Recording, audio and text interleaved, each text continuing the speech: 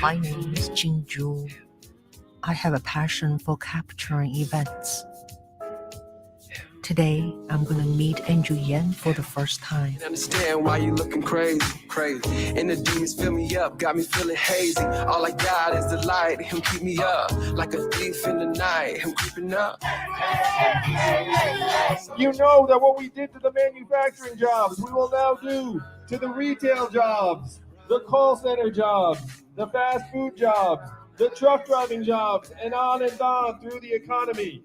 Andrew Yang! Andrew Yang! And I'm going to be offering real solutions. Americans will immediately see the difference, and that's how we're going to win in 2020. A closing statement that was perfectly crafted, got to his main stuff, and told you why he's different and why that's good and why it goes to the question of electability. Andrew Yang. I am that candidate. I can build a much broader coalition to beat Donald Trump. It is not left. It is not right.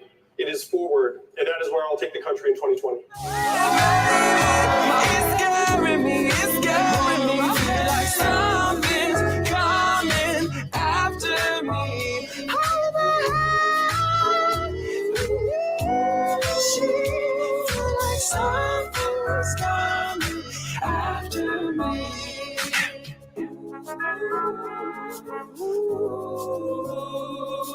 Something's coming after me.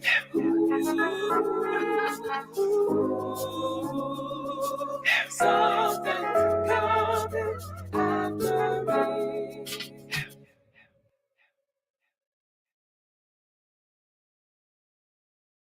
Hello, everybody.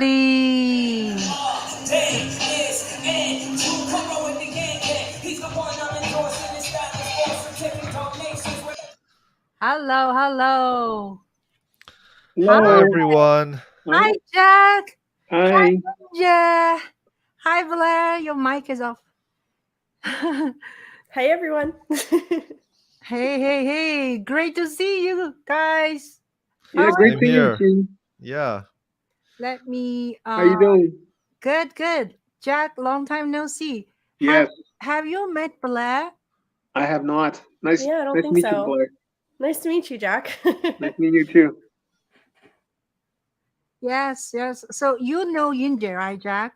Yes, Yunjin. We Long met time. at the New York theater showing. Remember, Ching? Yes. That came down. Yeah. Oh yes, of course. Mhm. Yes. So yeah, great to see you. Today is a very special day for me personally because I met Andrew Yan and Yang Gan on May 14th, 2019. Can you guys believe it's been 4 years? Time flies. It's amazing. Yeah.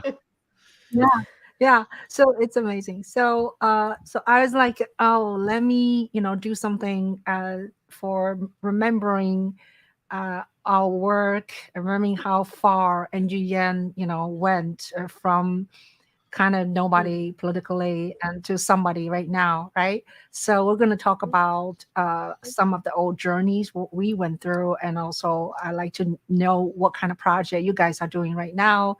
And yeah, so we have several people will join us. Perhaps they're just being late. So first of all, I want to say Happy Mother's Day. Happy Mother's Day to all the mothers, especially Blair. She is a mom of 4 kids. Oh my God. Wow. And Jack is the father of 3 kids. So much work. Yeah. And I know Yunji is a dad of a cat, right? That's right. Gustav Mahler. Yes. Gustav Mahler. So anyway, why don't we just do a little intro, like 1 or 2 minute intro. So Jack, tell us a little bit about yourselves, how where you are right now, and how did you become a young gun? Okay, well, I'm currently, during COVID, I moved to northwest of New Hampshire. So I'm living kind of like, they call this the Upper Valley region. So it's very close to the Vermont border, and I like it here. It's very outdoorsy. And as far as how I met Andrew Yang, it was I think it was during the second debate.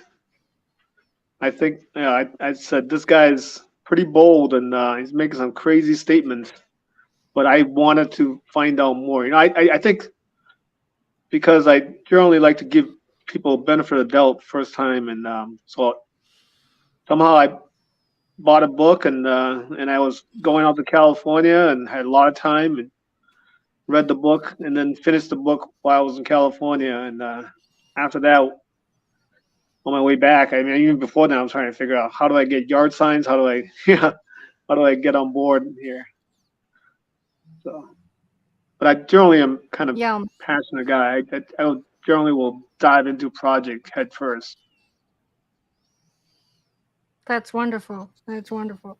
Yeah. So move on to how about Blair? Blair, tell us a little about yourselves and how you were a young gun and you also involved with the co-founder as a forwardist. I can't hear you, Blair. I was on double mute. I Is that me? apologize. I muted myself. I have COVID, you guys. So I'm coughing periodically, and I had muted myself so you didn't have to hear me suffer. Uh, so I was in Tennessee during Andrew Yang's presidential, and the first time I heard him, I had a similar reaction. I thought he's got some really bold things to say, and some of it I actually didn't like. And so I wanted to kind of learn more about it to go against it. And instead, it pulled me completely in. I said, wow, this guy has these phenomenal ideas and he's really ahead of the times. And I wanted to help. So I became a organizer in Tennessee. I was a canvassing operations manager for the state. And then I ran for Congress after his race and became a nominee in Tennessee on the essentially the same platform. It's very similar. And then, as Ching mentioned, I went on to found Forward Party, and that's been a really big part of my life. And this movement means a lot to me. It was definitely inspired by Andrew and the humanity first mindset. Nice. Bravo. Bravo. Yeah, thank you for being with us today. And I met Blair at Andrew Yan's campaign for New York City mayor, right? And you came to the city. We went to canvassing at the east side of Manhattan, and I met your son. And you brought your son and your child, your children, and it was so great. And your son now is also, the oldest son is quite active in politically. Tell us a little bit about him as a youth. We need care, right? Absolutely. I was telling Ching, my oldest, he'll be 17 this year. But he's currently 16, and I brought him and my 2 toddlers to New York City to canvass for Andrew Yang in the mayoral. That was quite an adventure, bringing toddlers in the subway and things when they've never been to a city before, but it was absolutely worth it. He had a great time and he learned a lot, and it really inspired him. Between my race and then seeing Andrew's race, he's pretty active himself now, and he's actually looking to organize his local track team to go walk dogs for the shelter and things like that nature. So it's really nice to see that trickle effect of getting younger people involved and letting them know it can be fun. Politics doesn't have to be boring and hateful. It can be fun. We can have conversations and enjoy, making the world a better place. So it's been really great. That's wonderful. That's wonderful. Yeah. So we need to have our children, the earlier the better, right? Having them be aware of what's going on. Yeah. Thank you so much for being with us today. Yunjie is my New York City canvas mate. We went to Iowa together. We also continuously doing a lot of work for Forward for New Leaf Dam. And yeah, tell us, Yunjie, and we also have one very important common thing in our lives is that we both are musicians. And Yunjie plays piano, conducting, arranger, and he also plays the damn viola very well. Yunjie! Hi, Ching. Thanks for that wonderful introduction. Hi, everyone. My name is Yoon Jae, and I am really an OG Yang Gang member because in April of 2018, I saw a Facebook ad for a presidential candidate named Yang. It said Yang 2020 for president, and I said, sounds really interesting because it sounds like an Asian person that's running for president. So I just curiously clicked the link, and then I saw all his website, and I was like, wow, he's really got his policies thought out. And I read about UBI and all the things, and I said, wow, this is a really, really fresh face that has a lot of great ideas. And so I started following him on Facebook, and I decided that in June of 2018, he was going to speak at an event in New York City. So I actually went to that event. And what is it? I actually met him, I talked to him, and I really decided, okay, at this point, I'm going to support this candidate. And I wasn't really active in terms of the campaign because I had never really thought of myself as being an active, volunteer. But the more and more I saw him on TV and saw that, he needed to gain traction, it really moved me to say I needed to get involved. And so in July of 2019, after the second debate, I started going to more and more events. And then in October of 2019, it was Yang Day, and then that's where I first met Ching. And what is it? In January of 2020, we went out to Iowa together to canvass. I unfortunately had to come back real quickly, but uh, the Yang campaign really changed my life because before I met Andrew Yang and more importantly the people in the Yang gang, I really was very more self-centered, and I was really worried about my own career. But after having experienced this kind of transformative change after being involved and meeting all these people, I really want to try to help people more and not worry so much about my own personal goals. So that really changed me in a way, and I'm trying to, in my own ways, try to be more civically engaged, I guess I would put it that way. So I am involved with the New Leaf Dems, which was a Democratic club that started after Yang's mayoral race. And I do go to some forward party events, even though we're not so active here in New York yet. I think they're mostly focusing on the purple states. And I have a pilot UBI program for Asian American artists that we are trying to do with another friend of mine who's a avid Yang supporter, Esther Yang, and so we've got that coming up as well. Thank you so much, Yunjie. You're always so on top of things and consistently supporting, Yan or Forward Party or doing all the activism, and I really appreciate you. And I see that clearly because we run into each other on so many different ways, right? Including uh, uh, the latest January, I was filming a nonprofit event for Estas organization, right? And you're Mhm. also involved with that. So it's all very Estas as a young man, and yeah. So we have a newcomer right now, and Peter. Peter, how are you? Good to see you. Good to see all of you. Yeah. Oh my God, long time no see, Peter. And I wanted to say something that Peter is very I always very grateful for Peter's help. And my Young Gun Diary shot between May 14th, 2019 to actually the primary 2020, which is June 12th primary. I kept shooting even when NGN did not suspended his campaign on February 11th in New Hampshire, which we all stayed at Jack's house, and it was a huge. It was like a winter festival, yeah. But my point was, after about a year of filming, and then I spent 8 months editing the work, and then when the film was like a first narrowed down from 6 hours. First of all, it was a 200 hours of footage, then narrowed down to about 6 hours of rough cut, and then Peter was nice enough to sit with me in his house. We were drinking whiskey, and we watched the whole almost 3 hour long thing, and then he was helping me to cut. Yeah, so because it's too long, one. So now the film right now is on you guys, it's on Amazon Prime now. this version is 90 minutes. Yeah. So I eternally always grateful for Peter's help, because during that time's a COVID time, remember? No one Yeah. is seeing nobody. Yeah. And Peter, saw me and not afraid getting ill from each other. So anyway, Peter, let's do a short intro, a minute or two. Tell us who you are and what you have been doing lately, and yeah, anything new. Go ahead.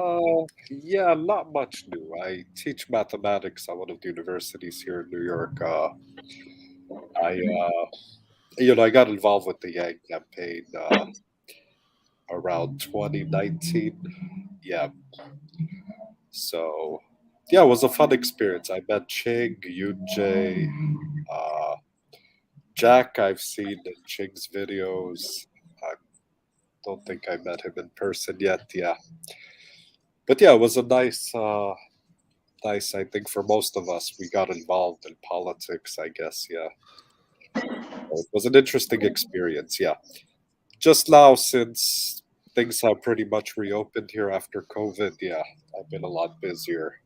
I'm back on the campus. I'm not teaching from home anymore. So yeah, still after 2 years of teaching online, yeah, it's a readjustment. Yeah. Thank you, Peter, for being with us. Yeah. So yeah, so now let's talk about. I wanted to know what are the most memorable uh, events for you during 2020 yen campaign. Can someone this just shed, whoever wants to talk. Yes, Jack, Yeah, I think for go me ahead. it was that. So here we in Manchester we have a Verizon Arena. It was like the Democrat formal dinner. Was that the 100 whatever dinner? Mm-hmm. That was Mm-hmm. Yeah. the highlight. And obviously Andrew Yang coming to debate in You were at the dinner. You're a VIP. You were VIP. You yeah. were at the dinner. We were I just don't know watching you how. eating. I mean, I had like silverware and dining right on the floor. Well, I would have preferred to be up in the stand with you guys, though. That's where all the action was. No, you deserve everything. Every penny of salad, or every spoon of salad. Go ahead. Sorry, I interrupt you. Yeah, no. And Yeah. what was memorable is there was a guy that was very into construction, so he got hold of scaffolds. We built this big scaffold tower right in front of Verizon Arena and filled it up with signs. So it was like Andrew. You think Andrew Yang was the winning candidate at that point? It was quite amazing. Anyways, lots of things to talk about. Yeah. So that's yeah, and that night, I didn't cut this detail into the film. Actually, when we get there, I drove myself and several young guys right from your house to the Mhm. arena, Manchester. Is it Manchester, right? Downtown. Yep. And we couldn't find the parking, but finally I parked illegally in a parking, like in the little alley, and then hurried back to, because I was worried I was late. But when everything was finished, all the excitement was over, I totally forgot where I parked. Did it ever Oh happen to no, you? I did not know that. I forgot where I was parking. So me and Nick, Henry is here. Hi, Henry. Me and Henry. Nick, we were looking and looking and looking, and we spent an hour and a half in the cold look for my car. Isn't that ridiculous? I should have added that in, but the thing is, I am always filming, right? Remember? So I Hmm. have my camera on my dashboard, right? So I actually filmed from your house all the way to arena on the way. So I dig out my old footage. I would watch the video which route I ended up. but still it was pretty dark, right? So Yeah. I called an Uber first of all. Okay, that's a little off the topic, but I thought it's pretty funny. I called an Uber, right? I said, but Uber usually ask you where you want to go, right? Right? I mean, you have to type in. But the problem is I don't know where I was going because I don't know where my car was. So I explained to Uber, I just need you to come and go look for my car with me. And then this Uber, I waited, it never came. So I called another Uber. So another Uber came. It was so nice. Yeah. So he actually watched my video with me and then eventually found the car, which is only 5 minutes from the arena. Anyway, it was so cold. Harry! What's going on, Harry? Hey, Henry. What's up, everybody? Good to see How you doing? How you doing, Harry? What are I'm you doing wearing? good. What kind of shirt is that? It's my brother's shirt What is it? Your for brother's his shirt? organization. Oh, okay. Yes. So can you get yourself a little bit more light for your face? Your background is very bright. So, yeah, Harry, it's your turn to introduce Okay, let me yourself. We all try. introduce ourselves. Okay. Yeah, I think that your window is very bright. So Henry is in Florida. You're still in Florida, right? Yep. Yeah, I'm in Florida right now. Yeah. Okay. So Yeah. go ahead. Are you ready to intro, or should we just yabba yabba talk about something else? I mean, my name is Henry Duhart, and from Florida. I'm an activist, community activist, and here in Florida, and I work for a nonprofit that basically lets me do community projects all year long, which is great. And of course, a part of the Yang Gang still, of course, always, and happy to see all of my Yang Gang family in person after almost 4 years, I guess, almost now at this point. Wow. It's amazing. It's amazing. Great. Yeah. Where's your camera? Why are you moving so much? Well, I'm Can you driving as station? usual. Yeah. I'm driving right Oh, now you're to another. driving. Be careful. So as Be usual, careful. Be Henry's careful. always Oh, on the no, go. then you're excused. Yeah. No. Don't get into an accident. So I wanted to I want to tell a story how I met Henry, and Henry Henry was part of the Yan campaign actually team working for New Hampshire, right? That's true, right? And when I arrived in Jack's house in New Hampshire, that was January of 2020. Yeah, after coming back from Iowa. No, did I come to January? I Right, think January you were there. 2020. I think you were. Weren't you there Chinese for New the? Year. Oh, you actually. I met you on New Year's Day at the debate. Oh yeah. New Year's Right. Day of 2020. No, not Right? debate, I but it met was you already. it was a rally in Nashua. Rally for Andrea. Right. Yeah. And you have a lot of scenes in my Yangon Diary film. You and your wife, and you brought your sons, and you were waiting on the line to get a signature or shaking hands with Andrew Yan after the rally, and you told me about the book, your yearbook, and all of these things were in the film. That was really great. And then I did not link. So when Andrew Yan ended his suspended his campaign in Iowa, then I came to New Hampshire. How I came? Did I ever tell you the story? I called the New Hampshire headquarters. I said, I'm coming to canvassing. I'm on my way right now, and I said, do you have a way of housing me? Like, do you do you have a place you can put me up? And they say, just come here, and we'll take care of it. So when I get there, it was 8:30 p.m. It was nobody at the office, that day. And then, so I think that's one day before Chinese New Year. So, and then, and I call, what's his name? That guy? What's his name? Jack? The campaign manager? Uh, You forgot? I forgot too. But anyway, Yeah, Yeah, it will come back. Yeah, so I called him, right? I said, now I'm here. Office, there's nobody there. I said, I almost went to get a Airbnb that night.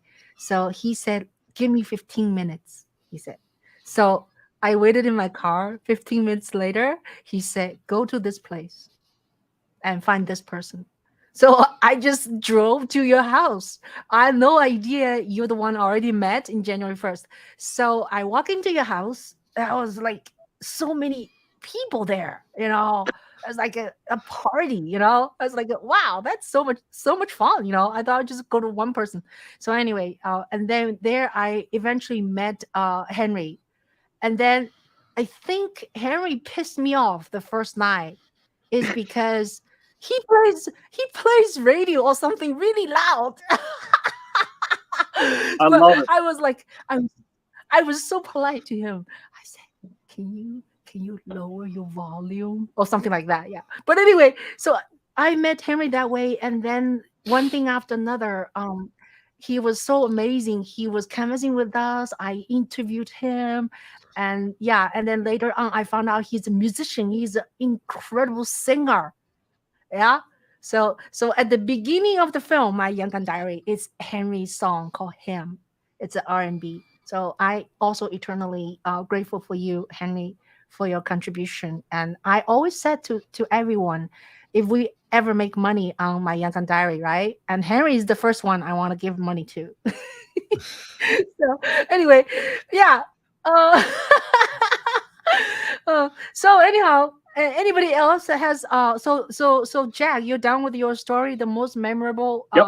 Yep. story. Okay, how about Yunje? What's your most memorable story? Um, well, there's so many, but I think for me, one of the highlights has to be the basic income march. I mean, that was kind of like in a nutshell what we were fighting for, wasn't it? Yep. Yeah, Yeah, yeah, so I think that was one of the big ones that I can remember, because it was so great to see so many people, like all of us gather, like especially so many from the New York City Yang Gang. We all came out to support the income march.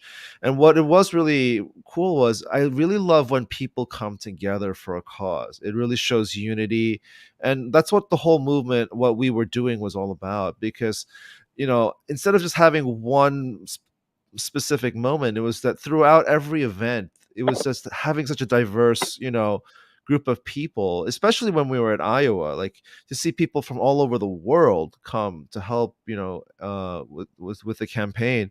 That was really, really moving to me. And it really wanted me to make a difference. hmm Yeah, so right, that was really the basic income march, and just seeing how people come together was really fantastic. right, right. How about you, Blair? Do you have any a memorable or too many of them? Too many of them. There were so many, but I think one really great memory that comes to mind is similar to Yunjae. Is we went canvassing in Atlanta on the Beltline. And it was really, the Atlanta Yang Gang and then the surrounding area, because I came over from, Tennessee. So I was several hours away. But having all these people gather and then being out in public with our Andrew Yang signs, and like this shirt ended up being my favorite. This one says, "Ask me about Andrew Yang." So we would wear these and people they'd be like, "Who is Andrew Yang?" Right. And we would have to sit there and tell them. And sometimes we'd even, forget. We'd be like out at dinner afterwards and hanging out, and people come up and say, "Who's Andrew Yang?" And we'd be like, "Oh, how'd you know? How'd you know we're here for Andrew Yang?" And we're like, "Oh yeah, we're wearing, like Ask Me About Andrew t-shirts." But it was really great to get that community engagement style. It was just very different. It wasn't traditional politics, right? It was like genuine community building and friendships. And I think those have lasted, throughout the years. There's so many people who stay in touch, and they became more politically engaged. They're running for office now. They're doing so much. But that was a really good key memory. And Andrew did come out to Atlanta, and I think people really loved it. And it's just a lot of fun, good energy anytime, Andrew's around. There was a debate. One of the debates was in Atlanta, I remember. And I remember afterwards he went to like this bar setting. Wasn't there? Yeah. Oh yeah. Yeah, And yeah. then we had some really good ones in New York City too, when you just have that energy and everybody has the signs and everyone's, yelling and cheering, and it just was such a positive energy. Beautiful, beautiful. Yeah. So Henry, do you have moments as memorable? A lot, I guess, especially since I worked for the actual the campaign itself, so I kind of got to see Andrew Yang a couple times, pretty often. So I say when it comes to like Andrew Yang himself, the campaign, the best moments are just when you kind of got to see him and he was just kind of normal, and he had his little like little blazer on and just kind of like being so close to a candidate, but he seemed very personable and treated everybody pretty nicely, just like you felt like you could maybe go have a drink with him or something. Like he was just very, but his concepts and ideas are great. And my favorite thing was just like the not left, not right, but forward. And I think that a lot of people have tried to piggyback on that concept because they're realizing that most people in America are not necessarily left or right, but they think, we take little bits and pieces of everything. So that's really why I like Andrew Yang, because I think it was one of the most diverse like he had the most diverse group of people from me from working on the inside when I would go out. And memory wise, I guess the most memorable thing is Jack's house basically was like almost like a frat sorority house, and it was just so many funny moments living at Jack. You never know who would be there. I mean, I've been there since I started working for the campaign. I was kind of like you, where they told me like, hey, text this guy.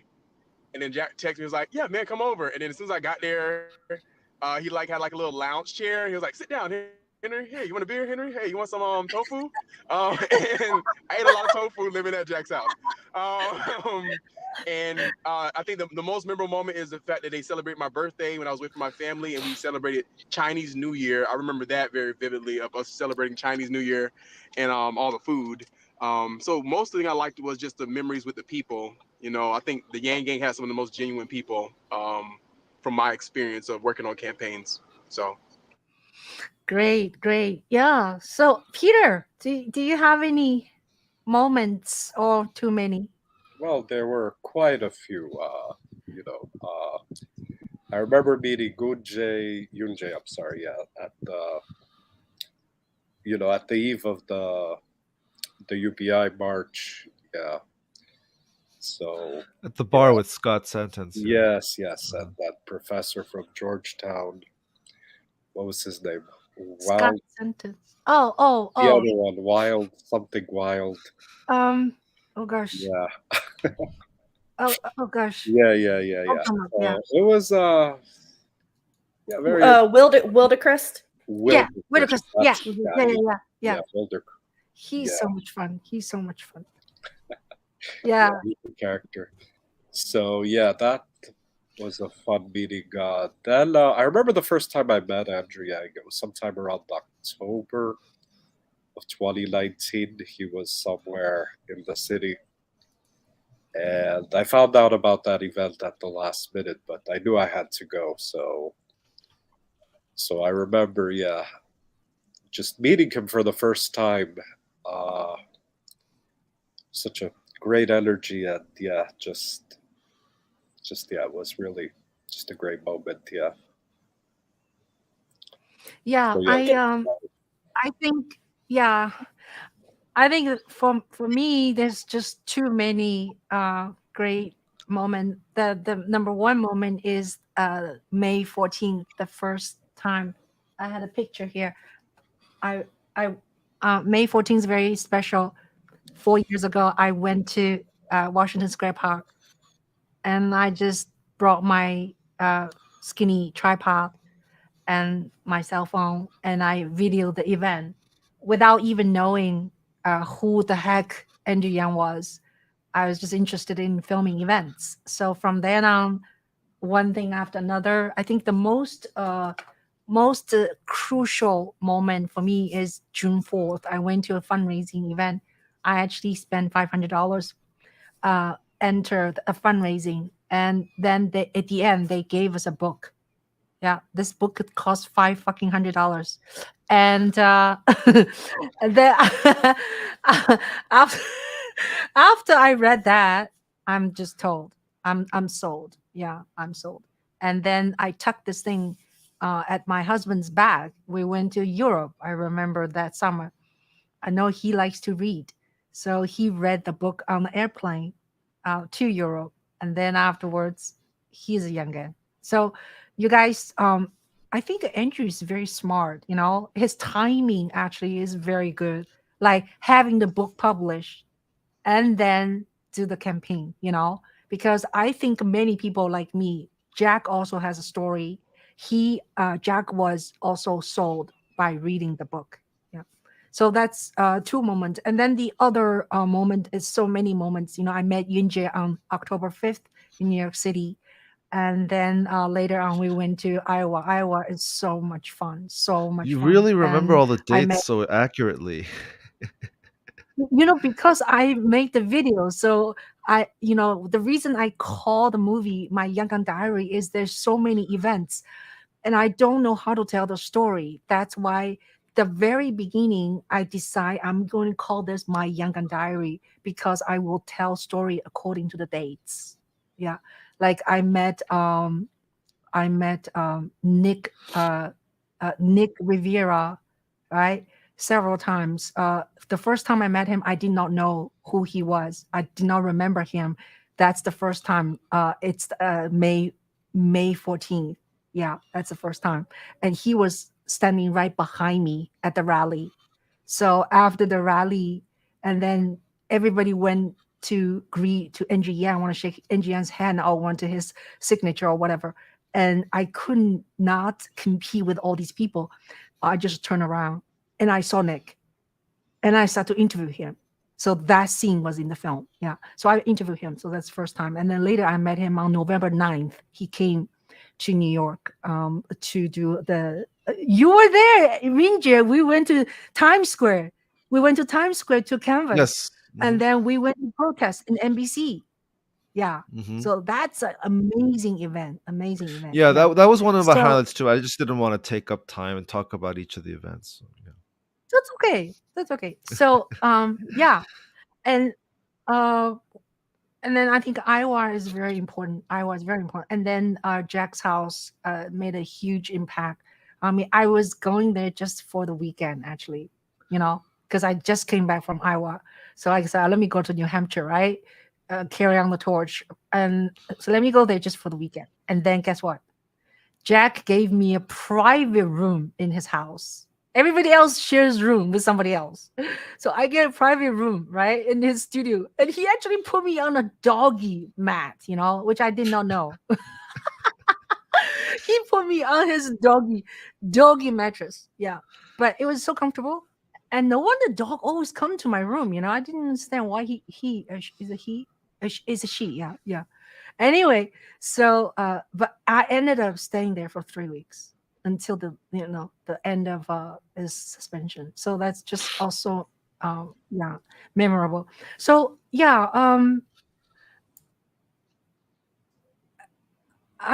just speechless sometimes. It's like this whole movement, this whole thing. I've never seen anything like this before. How about you? Anybody? I've seen political movements, but not one that inspired so many people in such a genuinely meaningful way. People might come in for a minute and show up, but they didn't continue with it. And with Andrew's movement, it seems to make just a lasting impact and provided a path of hope so that we could actually do something about it. So I've never seen something like this either. Mm-hmm. Yeah, for sure the same. I regret sometimes that it couldn't continue on to certain states. I mean, I knew that there was a huge Yang Gang following in Florida, being from Florida, and there's certain states that never got a chance to really rally up, and unfortunately the earlier states that people campaign in is, they're very But I was so looking forward to maybe switching my job to Florida, because we had Facebook groups with thousands of people in Florida just kind of waiting for him to touch down. And so when I come back here with my friends and they knew I worked for him, they would be just like, oh man, I wish, everything. They were so upset when, he had to drop out. So my only thing is I just wish that he was able to kind of maybe get into some other states that I think might have pushed him a little further up the polls, even if not, all the way up. I think, his message definitely could have touched a lot of people. And I was happy he continued to run for mayor of New York as well. That was very exciting for me after, you know, the presidency, and just kind of continuing to watch him and his family. It's keeps me kind of going. Yeah. So, So how about, yeah, go ahead, Jack. so Blair and Henry, you both have something in common. From Andrew Yang, you both decided to run for, public office positions. Quite impressive. Thank you. Yeah, you very, know, and very. Andrew has a way of inspiring people, but also encouraging them. And there's a point where a lot of people, even now, right, they say, I can't run for office, right? Or I'm not a political major. Maybe, you know, I just do X, Y, and Z, right? And he would tell people, you are worthy. And think about who you have in office now. Do you think they're worthy to hold this position? If you are doing it for the right reason and you have a good heart, then you're worthy of running for office. And that did actually help give me the confidence to actually step up to the plate. So yeah, That's so beautiful. going on like what Blair and Henry are doing, and alluding to Henry's earlier comment, I do think it was a shame that we never got around to California or New York, you know, and I think the whole being involved with the campaign as a volunteer only, it made me see how what is it, how broken the system is. You know, you have these states where it matters a lot for them. So if you have candidates where they do well in the states, you know, they have a better shot than certain other candidates, even if they're polling nationally better than other candidates. You know, so I think there's just so many things that it showed me. One thing I do remember in Iowa was when Ching, Nick, and we drove to the kind of a lower income neighborhood in Iowa, because we had driven to many places which were very upper income. But one time, I think it was like the second day we were assigned, we ran into a lot of families where, you know, they were not well to do, and you know, we told them about UBI and things like that. And you know, I asked them, you know, would you be willing to you know, caucus for Andrew? And they said they couldn't because they didn't own cars and they couldn't afford to, you know, get to the you know, canvassing location. And that's when it really hit me, like, you know, I live in New York City, so Peter and Ching know they make voting very, very easy for people. You know, we have now absentee voting, we have early voting, you know, the voting, you know, polling sites are located within walking distance. You know, they try to really encourage people to vote. And I think in Iowa, it really I really got the sense that it was the opposite, that only a very, very small percentage of people caucus, and they don't encourage people who don't caucus to caucus. And so it's that you know, this excluding of people that I realized is so broken. And I think Andrew's campaign spoke to the people where they were mostly politically disengaged, or the people who were not of the mainstream. And you know, if the system was different, I think we could have had different results. I I agree. really do. Yeah. I agree. Our system is broken. I mean, why still to this day Iowa goes first is beyond me. I think And they changed it now. oh, good. Hmm. And the other thing I want to add is the media was not kind to Andrew Yang all the way along the way, and that just boiled me, and I wanted to work even harder trying to change the, yeah, Right. that's, I mean, an incredibly valid point. We saw the struggles Andrew had with being muted, being mislabeled by his name, by his photographs, not even listed as a presidential candidate, even though he had already made it through the thresholds. You know, and then after running for office, you see that behind the scenes.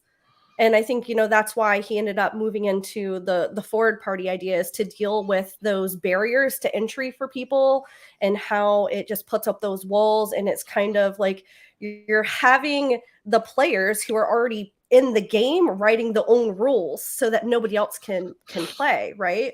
So it really kind of sheds a light on the struggle. We say we can look at the stats, right, and says majority of Americans want whatever, right? Why doesn't it happen? Well, it's because we don't actually have that power. It's kind of like an illusion of power. So I think we're kind of at this moment where we have to transition into how can we break those barriers down so that we can go back to getting people like Andrew, like these new ideas to actually make it through those thresholds. Yeah, Yep. well said. Well said. Mhm. I wanted to ask Henry a favor. Henry, are you okay? Are you okay? Yes. Can you sing us a song even if you're in the Oh, car? Lord. Oh, Please. Before that, So what are you No working on pressure. now? No pressure. Are you working on opera, aria, or are you working on R&B or anything? Tell us, tell us. well, I give an update. Right now I'm not. So right now I'm finishing up my grant year with the nonprofit I work for, so that I can get back to my music. I haven't been able to do a lot of music lately this year because of my job, where I do these community projects all year. Like I said, I do community projects now as my job in my hometown.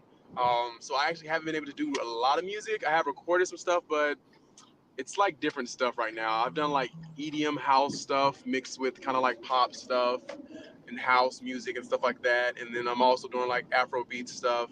But hopefully after this month is over, I'll be able to get back to doing music and take a little break from my job and do that. So I really haven't been able to do a lot of music at least this year, just as I got ready for different things. Yeah. Oh, so at the very beginning of my Yagan Diary, just remember that's Henry's song called "Him," and tell us a little bit about him. How was that song was born? Hmm. The I think song. it was in a time where I was just kind of going through this kind of like transition in my life from just kind of him is just about like facing your dark and your light self. A lot of people think that it's only about the positive. You only can write songs about the light. And I'm a person who thinks you can, I think the beauty of things is both the yin and yang of things, the light and darkness of things. So him is kind of just like you facing your demons, I guess you can say, and accepting that, and then facing your darkness also makes you a more whole person, and in a way, not just only accepting like the good things about yourself. So that's kind of what him is about, just facing that person that a lot of people choose to run away from, stuff like that. So, but I will be doing my music soon, very soon, hopefully. I just kind of spent the last probably 5-6 years of my life doing politics, and it took up a lot of time. And next thing I know it, I was 29. So I'm trying to focus on my music now. You're 29? Oh, you're an old man. Yes, You're I'm only 29 20. now. It's amazing. It's true. That's true. Remember you were in the film quite a many times. You were saying I'm 26. I'm running for what were you running for in Florida? You're running I for ran for office. county commissions in I ran for county commissions in my hometown and became the nominee for my party up against like 4 other candidates. And then I got about 83,000 votes. And then the Republican opponent I had like 85,000. So she won by like maybe 2,000 votes. But it was great because that exposure is what allowed me to get this kind of work I do now, where I basically work for myself. I literally get paid to do what I would have done if I was in office, which is more community projects and more positive events in our community. So I'm taking a little break from politics. I'll maybe run again, maybe when I'm like 38 or something. But I'm just taking time to live life, enjoy myself, and enjoy my family. And so when time comes again, I would have made even more impact on the grassroots level. wow, Yeah. Thank Yeah, you. that's Thank you so much. amazing. that's deep. Yeah. Go ahead. Politics Ginger, is you're gonna stressful. say Running for something. office is stressful. It is not easy. Yeah. So anybody who does it, big ups to you. Yeah, I think Yeah. the So person who Ching, you flashed the comment. I believe she ran for if it is the same person, I don't know if I should call it out, but I think her name is January Walker. She ran for Utah Congress, right? Yeah, I Yeah, believe. she's in CD4 in Utah, and she's actually Hmm. running again this Okay. cycle. This will be her Yeah. second consecutive federal race. Hmm. Is she running oh, on the Forward Party platform, or is she with a different party? Or... So she was with the United Utah Party, which is obviously a third party, but she was endorsed by Ford Party last cycle. We did endorse her. I do remember. Yeah. Yeah. I follow her on Twitter, so yeah. She did really well. She actually did the best percentage wise in a three-party split in the entire country. That was her. Question, but does Utah have ranked choice voting? No, right? It's just they don't. Yeah. It's tough, and they're a heavy red state. They've been red for a really long time, so it's a tough race. But that's actually why she actually did really well, is because a lot of people aren't going to switch teams for that red versus blue. No matter what. I faced similar challenges in my race. They liked me until they knew I was a Democrat. And then they're like, oh, I can't vote for a Democrat. So she had a really good opportunity to try to kind of break that cycle. And so by being able to run a second time consecutively, she can do even better this time around. Wow. So I wanted to talk about UBI a little bit. But before we do that, I'm going to play us just the excerpts from film. I decided to put short clips of my Young Gun Diary on my YouTube channel, Juhl Media, which is this channel, like once a week. So every Saturday, I put one clip. And this Saturday, which is yesterday, was the second clip. But this is called a UBI excerpt 2, okay? So let's watch a little bit of this. And mute yourself if you can, please.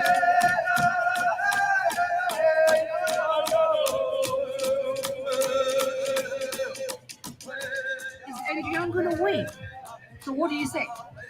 That's very difficult because, first of all, most people don't really know much about politics. In fact, like many people, the reason I kind of recently got into politics is because of Andrew Yang. And the reason for that is because we got this young guy, an Asian man, because that's the opposite of Donald Trump. He likes math. He likes numbers. And to be brutally honest, I'm just sick of old white guys in the White House. Tell me what democracy looks like. This is what democracy looks like. Tell me what democracy looks like. This is what democracy looks like. Corporate freedom, ho, hey, hey, ho, ho.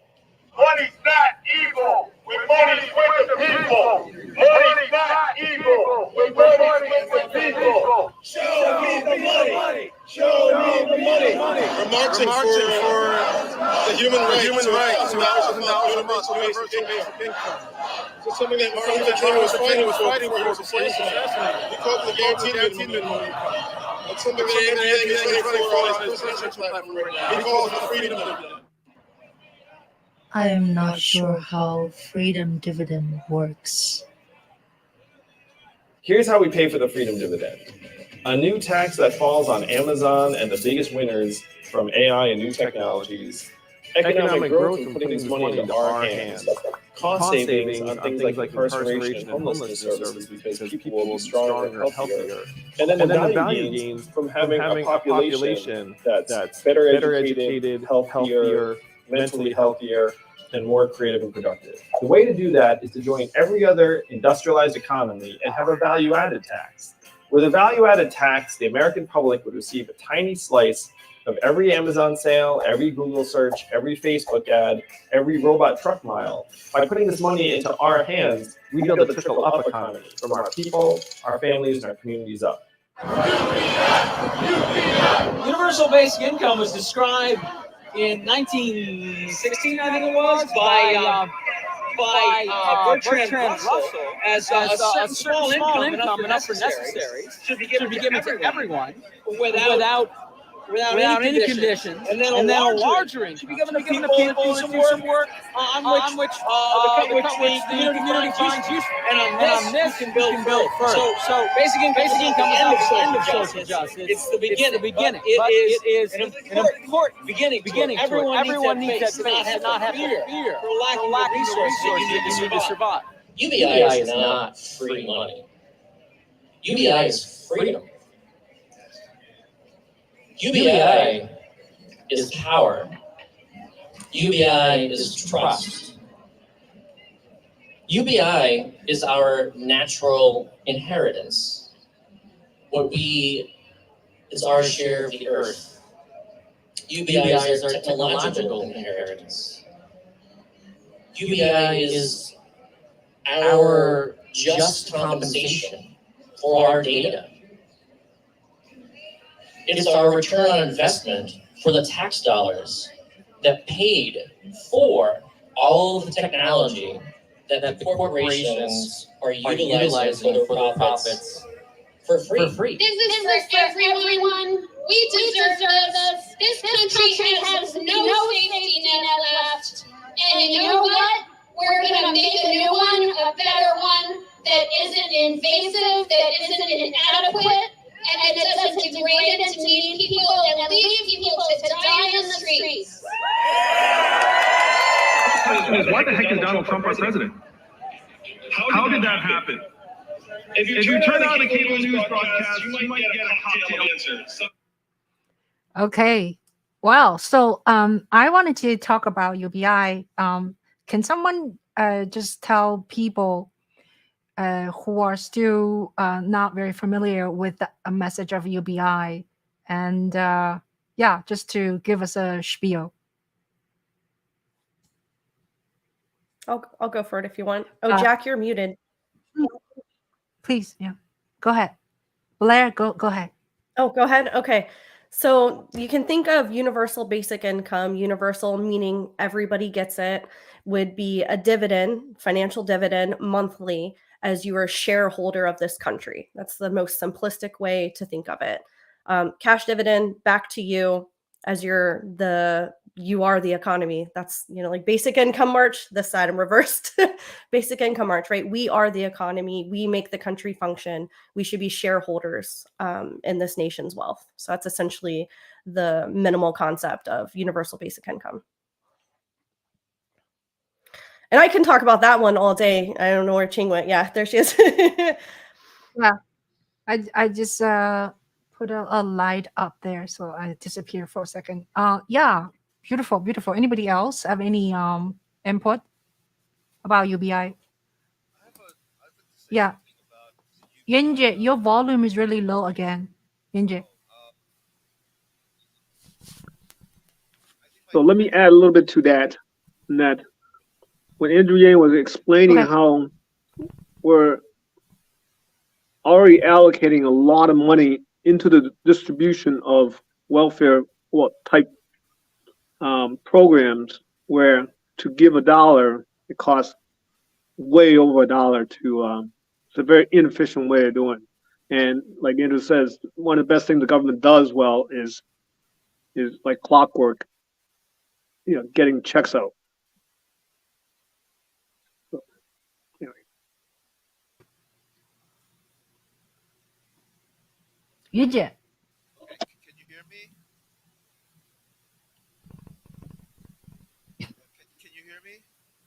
Not very well.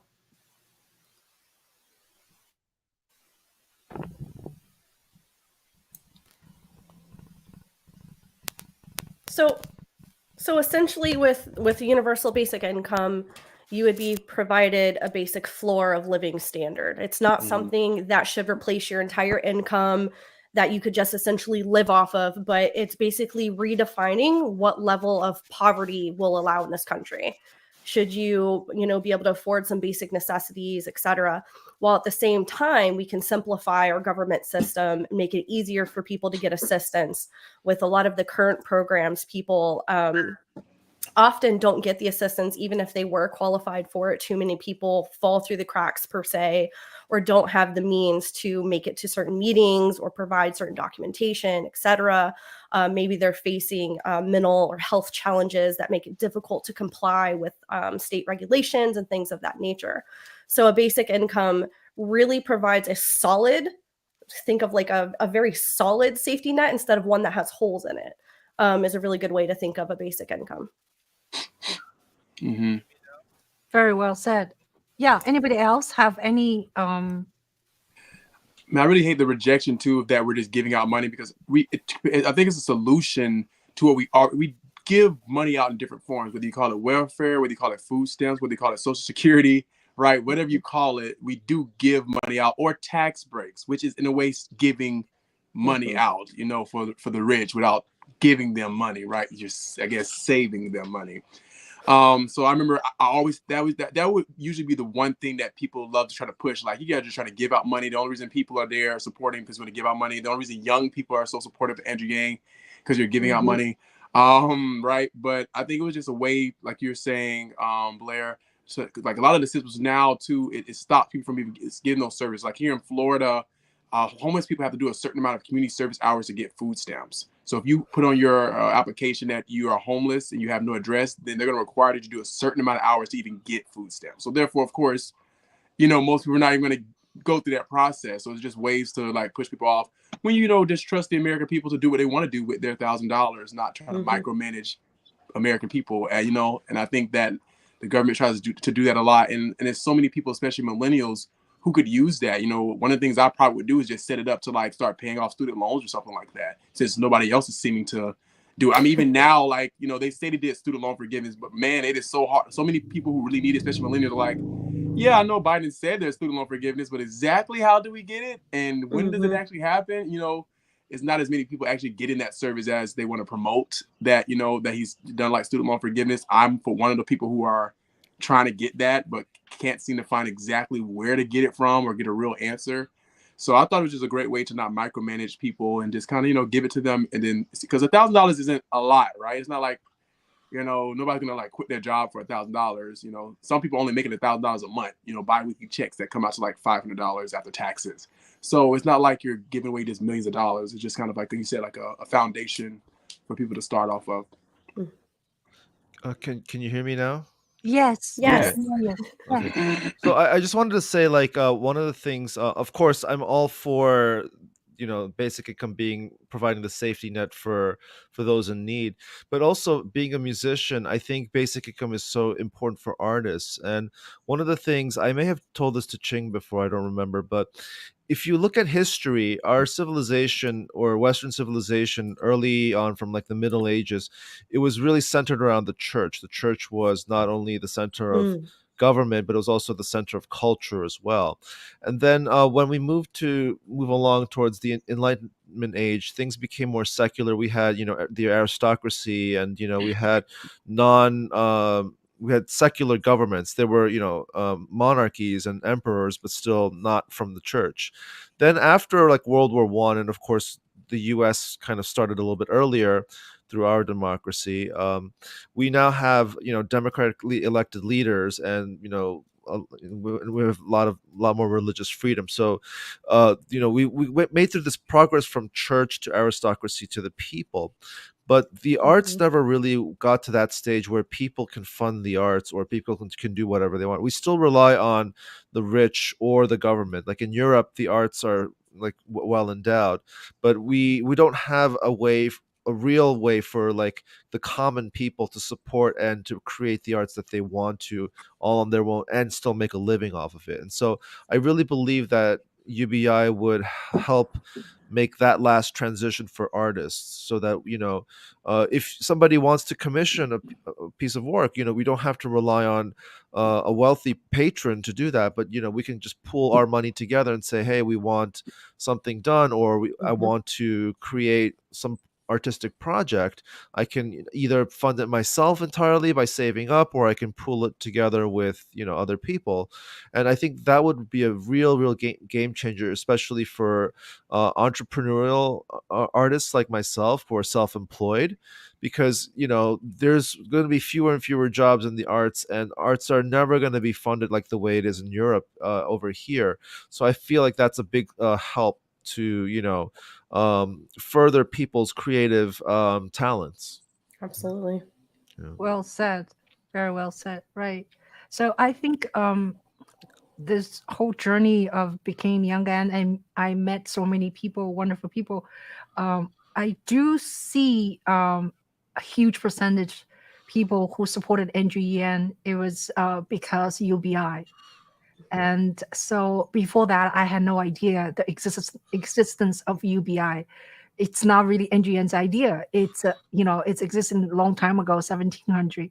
So it's like many of us do not know what UBI is or was. So I think NGN sort of reinforced the idea, and people now are paying more attention, whether they agree or not, whether they think it's a hoax or not. But still, the conversation is there, and I think it's necessary, right? And it's amazing that so many people I have met in this whole journey, not everybody, uh, I don't think it's like the variety of people who are so many engineers. When people watch my film and they notice so many engineers, right, and we have artists, we do have some people who were in between jobs, I have to say. Yeah. But still, they're farmers, they're business owners, they're teachers, professors like Peter. So it's not like all these people supporting NGN, they're starving artists, you know what I mean, right? Like Jack, Jack is, have a beautiful house in New Hampshire with his wife, and he doesn't need UBI to support Andrew Yan, right, Jack? Exactly. So Yeah. yeah, so and I hope this UBI thing eventually will become mature. Do you guys think, is it possible, like in my before I go away, in our time, how what is it, how what's the word, positive, not the positive, optimistic you think this will become true? So What do let you me think? let me ask Blair, how old are you? I'm 35. 35. You are, So oh my gosh, she's so young. She's a Thank baby. you. She's a but the baby. reason I asked is because I think, and I'm maybe a hopeless optimist, but I think the millennials, even some Gen Xers, because I would say Andrew Yang's a Gen Xer, and Gen Zs, they're used to a ton of disruptive innovation happening around them. So they're more prone to likely to say, hey, this politics thing is not working the way we want. And if we just continue that path of getting them involved in politics, it can be changed. I know it takes a lot, you know, but the other thing I want to add to the UBI thing is that Andrew Yang also came up with a great idea, the whole democracy dollar thing. That to me was huge. But that's rooted deeply on the concept of just what Scott Stanton says, trust. We now we're and trust means giving up power by the rich and handing out little bits to every person. Say, we trust that you'll know what to do. You know how to spend that $1,000, and you know what is best going forward for this country for every citizen, and not just the few that had the time. Sorry. Yeah. No, it's a great No, point, Jack. yeah. Yeah, I think it's the old power struggle between the it's always been like throughout history, the small number of people that are holding the vast majority of wealth, and we still see that. And I think it's the 21st century, and like I said before, like all those other steps have happened where we've become more and more more democratized with how power is shared. And it's I think we're still in the progress of getting that, and UBI would be that next step, I think, to really kind of break that the gatekeeping and things from like rich corporations or aristocrats and like in Russian oligarchs or people who have vast like billionaires worth of wealth, and that they're not the ones holding on to the resources. I'll just call it that, because I think everything is resources, whether it's money or power or political power or things like that. For sure, for sure. It's definitely a future thing.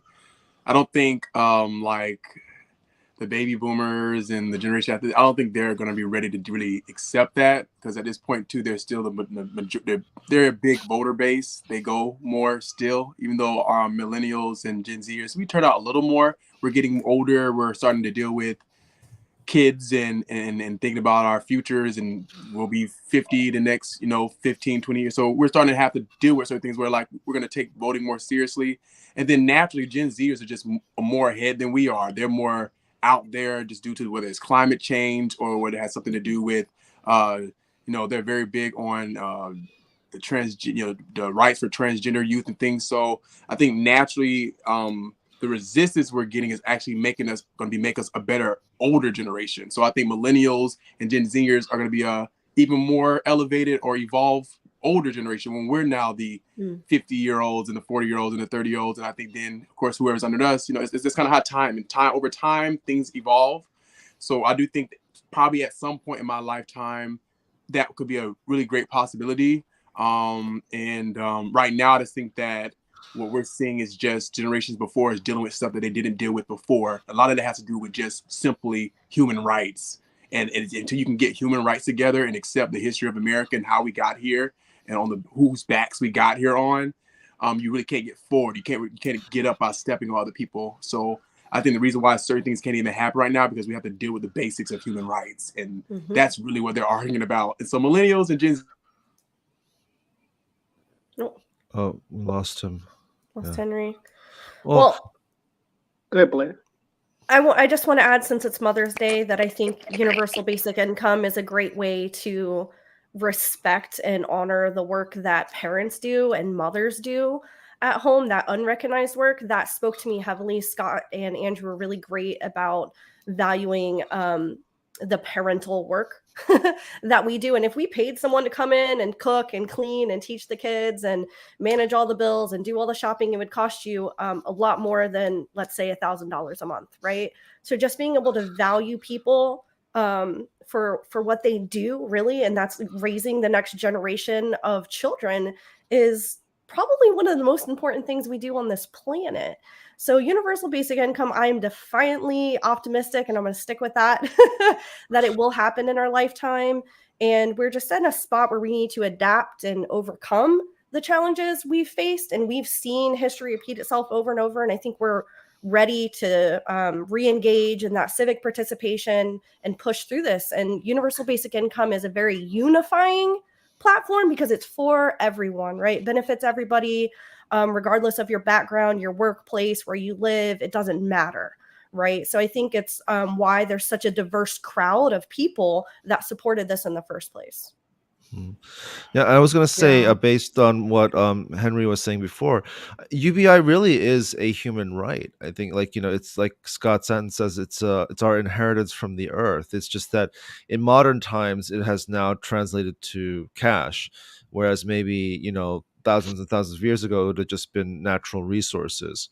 But yeah, I think really UBI should be thought of as a right for every human being, and so I think it is something that can happen. And I think one of the things that really made me part of the Yang Gang, it's still part of the Yang Gang, is that I think we empower each other to do something about it instead of saying, oh yeah, it'll happen. We could just, I think maybe if I wasn't involved with this whole movement, I would have just said, oh yeah, it's a nice idea, but it may or may not happen. If it happens, great. If not, but no, I feel really emboldened and empowered to say, no, we've got to do everything we possibly can to make it happen because it's important, And I think that's the difference that, Andrew made to me, being his follower, as opposed to, any other politician, where it's like, yeah, okay, whatever, Yeah. I'm definitely waiting. I'm actually playing the waiting game right now. I think we're gonna find out a lot. I think Biden's gonna get reelected. But what I'm interested about is seeing what happens after this. Because you can't run a second. I'm very, very much so waiting for 2028 because it's gonna be really just I'm just that kind of person. I'm very optimistic, but I'm strategic. I believe honestly that the year 2028 is gonna be a big year of just where is America going. Okay, because at this point we can't really fall. Because I really feel like, really Biden is kind of, for me, Biden is kind of like a band-aid. He's like okay, so much is going on, and he's just kind of like Benadryl, like we're just taking like a temporary medicine until we just. And I really think 2028 is going to be a huge year for just like where are we going? Because right now he's almost a safe net for everybody. Just kind of like, okay, we already know regardless that might be him, I'm interested in seeing who becomes our leader then, and how we grow. And that's why I'm doing so much groundwork, because and doing a lot of like right here in my home, even in my hometown, because there's so many people again in my hometown. Most people who are in our elected office in my hometown are over 50, so they're making right now decisions. We're fighting just simply to get a train stop, because right now they're building Brightline. They're building a train stop to connect all major cities in Florida. And there's so many people within my city who are like, no. A lot of the older generation are like, no, we don't want a train. But a lot of the younger generation are like, it may not benefit you, right? But it's going to benefit the future. And so often those kind of decisions, get tossed off, right? Because people think about the now instead of the future. So right now I'm doing a lot of, I guess you say, lobbying or organizing on the grounds to set that foundation for when it does come time again for our voices to be heard, and when it's time, when we can't really depend on the kind of like partisan lines of having Biden as our president right now, just kind of get by. And we will hopefully see in 4 years if we kind of go backwards or forward, with stuff. And maybe Andrew Yang will launch again. I don't know what he'll do, but I'm just interested in the 2028 election because I think that's going to be a lot of answers to what's next for America. Because I did not like Trump at all. I didn't not just personally, just all the hate. I just remember all like the anxiety of like, you don't know what's going to happen, and so much anger. I just, it was just so crazy. It was just not a good time. It was a lot of anxiety for me personally. Speaking of forward, speaking forward, I want to hear you guys. Andrew Yang left Democrat Party October 2021 already. So very soon it's going to be 2 years. So what's going on? How about Blair? Tell us a little bit. You are part of the founder of the Forward Party. Tell us a little bit of scoop. Do we have any hope to see it will appear on the ballot of national ballot? National is a little bit tougher. So Forward Party is working to become a actual recognizable party with ballot lines across the country. It currently has a few states that they have party recognition. But just as the system has all these barriers in place, it's the same way for anybody outside of the two-party system, right? They can change your signature numbers, come up with all these crazy things. They can just throw it out. They make the rules and they change it. So it's really actually tough to get party recognition. So they're working on that. But I think the ultimate shift was, do we want things like basic income? Do we want younger generations to be able to get into office? Absolutely. But the current system makes that so incredibly hard. So Forward Party is working to kind of just redefine what that political system operates like, right? So their focus is things like open and nonpartisan primaries, right? Because think about it now. So many people vote out of fear. They're like, hey, I don't really like this particular candidate, but if I don't vote for them, then maybe this terrible candidate will win. And they don't vote for someone they maybe like even better. So if we had a nonpartisan system and we had something like ranked choice voting, star voting, something of that nature, where people can say, look, this person's my favorite. And if they can't get in office, then I pick this person next, and so on. You also get a lot more engagement that way because people feel like their vote is going to mean more. So they're focused on those reform spaces so that they can break those barriers down. So ultimately, I think if Forward Party can succeed, we see a lot more success in these other lanes that we all care so deeply about. Yeah, absolutely. I was going to say earlier to what Henry said was that I think a lot of what 2028 will be based on is how much voting reform we can actually get across. Because if we still have this closed primary, system, a two-party system, duopoly, it's just going to be more of the same old. Same old. Right. Same old. Well, and establishment it has politics. I love the idea of the Forward Party. I love the idea. I've always said, I wish, where because this party, an independent party is technically the biggest party in the country still, but yet we can't get an independent person. But they are I mean, in my area, in Florida, even in most Republican or Democratic places, the independents are deciding who wins, especially even in the city of Florida. I mean, and in St. Lucie County, and I think the biggest thing people understand, keep going, keep pushing, because in history, even though most time it's with negative people, but there has been so many examples in history of small parties growing to become, and I don't want to compare our movement to the Nazis, right? But the history in general, and staying with Jack knows I love history. Jack, I love all history, good, bad. Because if you know history, then you don't repeat it. So that's why when people just don't think that Trump can, I strongly believe that if you don't pay attention, things can happen, because people didn't pay attention to Hitler. And people don't, if you just do the research of why World War II started, you would see that people underestimated hate and underestimated the ability of using media and propaganda and not giving up. And after 13 years, you become, pressure, right? And I think but parties like the Forward Party, though, again, using the positivity or using people's frustration with the establishment and building that and not giving up, and using media and using ground level stuff, not, like I said, again, not trying to do not copy the model of what they spoke on, but just like I'm not a Republican, but I always say I may not be a Republican, but I respect the machine because they win. In my county, you may not like Republicans. Like in my county, I may not be a Republican, but I can say they have a machine. They're consistent. They have a machine. So that's what I'm talking about, the machine of building something. And the only people who seem to use it is like people who like to promote hatred and stuff, right? But I think, the Forward Party too as well could use those things. There's a lot of stuff for people to build on. And we have the whole Gen Zers, man. They're most of them about to be a voting age or are getting, so just building up towards that, not giving up, not saying you should just like let this next election go by, but I just feel like it's already decided. That's just personally me. But just getting ready and doing that groundwork, that foundational work, to be ready to do things. So we will have to see, though.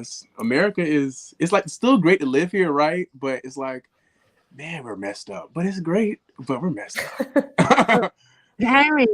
Henry, it's so great to see you. I haven't seen you for a while, and you're so energetic and so articulated. And I think you really grew from even just 4 years ago. We continue to have this kind of dialogue online, and you're very, very articulated. I wish you the best to do your next move in terms of a public servant running. And do you have specific goal to do it again? Politically, my only political right now, the next 5-6 years. No, like next 5-6 years, I really just want to focus. I ran for office first when I was 24. So next thing I knew I was 29. And so I spent a lot of my time doing politics. And so right now I'm focusing most of my music, about to go on a tour and doing that kind of stuff. But I would like to be the mayor of my hometown one day. That's actually one of my political aspirations right now. People always tell me like, hey, run for Congress or run for, but it's not my I just love where I'm from. And I know that if I can just help them, that would be great. So honestly, that's why I'm doing, like, I'm glad my job is in my hometown. And that's really my only real political aspiration, that when I'm in my late 30s, 40 years old, which is only, 10 years from now, I plan to run for mayor of Fort Pierce and be the first person of color to represent a diverse group of people in my hometown. That's my current goal. But for now, I'm just going to be a rock star. I'll support you. So we're near the ending. I would like to have each one of us maybe do a wrap up and to talk about or in important issues to you, or you have anything you want to promote, either as personal thing or political thing or career thing. So why don't you start with Blair? Blair has you have a very handsome website. And would you like to talk a bit about your work and tell us give us a spiel, please. Yeah, sure. So my website is just heyblair.com. So if you want to reach me, all my social medias are on there as well. My DMs are open. I love to collaborate. I think that's one of the most important things we can do, whether you're a UBI person or you're here for the reform space, you want to run for office. We all need to stay connected and help each other be successful in this. So definitely feel free to reach out. I'm working on a few different projects. I'm happy to help plug people in. One of them is to provide infrastructure. You've got all of these candidates all over the country who need help. They need help. They need staff. They need people who can run their campaigns, who know how to, communicate effectively, how to use algorithms to reach voters, digitally. And that's a different transition we're in with that fourth industrial revolution, everything being so technological driven. So I mean, I'm in a lot of different places and happy to just connect people wherever, especially in the reform space. Great. Thank you. Thank you so much. How about Henry? Do you have anything you wanted to emphasize, promote in terms of your Just music? well, musically, you can follow me at Vega Tribe anywhere on any platform.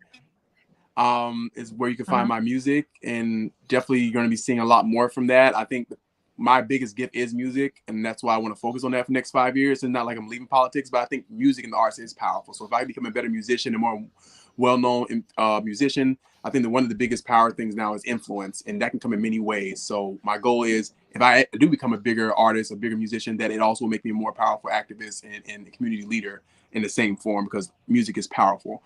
And then politically, just continue to, if you can, just continue to push for people not getting rid of blocking history and removing books. Of course, I'm in Florida, so our governor has taken every book that has anything to do with the fact that, hey, yeah, your ancestors were slave owners. Hey, yeah, there's racism. Yeah, we're in the South, and they should know about it, not get, we shouldn't be ignoring those things. So I'm just hoping that I continue, fighting with the school board and the people in my own county to keep certain books on the books and make sure that every kid has rights, whether they are transgender, whether they identify as he, him, her, just to make sure that people have their rights, LGBTQ rights, and we just make sure that people don't, erase history, because anytime they tried to do that before, it led to some very bad things for people and genocide. So that's just one of the first steps, is erasing history. So I'm here in Florida, hoping to fight against that.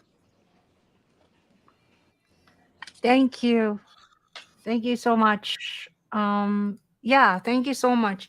So how about Yinje? Yinje, you want to promote AAPI for change? Yeah, so this is not my organization, but it's Esther Yang's organization, and I'm promoting it because we're running a pilot UBI program for Asian American Pacific Islander artists. It's called AAPI for Change, and there's just basically a few requirements. You have to be 18 or older, you have to be a resident of New York City, and you have to be of AAPI heritage and be an artist. So this idea came about because I told Esther about my hopes for UBI as an artist and how UBI can help artists, and she really helped make this happen. So I'm truly grateful to her. And so the application is open until May 20th. So please visit the website aapiforchange.org, and it's like a very easy application. So if you know anybody who's an AAPI artist living in New York City, or if you are an AAPI artist living in New York City, please go and apply. It's only a $20 registration fee, and that funds go back to the pool of helping the artists. So you'll be doing a great cause. It's not going anywhere else. And one lucky person will be able to get $1,000 a month for a year to help fund their art making. Mm-hmm. Wonderful. Thank you so much, Yunje. And also, Yunje, I wanted to add, Yunje is a arranger for classical music. He arranges symphonic music into smaller ensemble that smaller orchestra can play his arrangements, and he arranges as huge work as Mahler symphony, as small as what Bach stuff. So yeah, watch his website and his work, and he's a conductor. He has an orchestra in New York City called Ensemble 212, right? 212 is our zip code. Yeah. Area So code. Yunje does a lot of different area code. Yeah, our area code. So yeah, thank you so much. Now let's move on to Jack. We're over time, sorry. Jack, so tell us a little bit about what kind of a thing you're working on. Are you are you retired or are you still working? No, I'm kind of sliding into retirement gradually. So I'm working Uh-huh. probably like 30 hours a week. So I'm not like Henry or Blair, and you guys are very, very activist. I'm just doing my little contributions, volunteering at the animal shelter, and helping out with the fishing game and stuff like that. Things that I feel passionate about. Little things. Yeah, thank you so much, and thank you for being this great force of activism, volunteerism. What can I say? You were our dad. So many of us. Although I think you're younger than me, I call you dad anyway. And you fed us. You fed us. You let us stay in your house, and also your wife is so generous and just being this incredible loving family. So I don't know about you, but I feel like my life has really changed since 2019 May 14th, and I do not know what next sort of volunteerism can match the way we did for Andrew Yan. So I don't know. So right, so it's been very amazing. So yeah, we're gonna end this session, and hopefully I'll get to see you guys again sometime soon and in person. Hopefully I'll see Blair in person again soon. And good luck with your work, Blair, and incredible work you're doing, and also being a mom of four. It's just amazing. And yeah, so I would like to also invite our audience to watch my Yangon Diary. It's on Tubi for free. You can watch. Tubi is a free platform, and if you have extra $2, you can watch on Amazon Prime. And so thank you so much for being with us. And we're going to say goodbye to our audience, and then say goodbye to my panelists. Thank you so much for being here. Thanks, Thank you. everyone. Thanks, Ching, for the invitation. Good to see you, Eugen. Yeah, good to see you, Jack. Good to see you, Blair. Yeah, thank you, Yunjie. I'll see you Mhm. soon. Yeah. Okay. Bye. Bye, everyone. See you, Jack. Come to New York. Bye. Okay, bye. Okay, I'm going to end, okay? Okay. Bye-bye, Yunjie. Thanks. Thank you so much.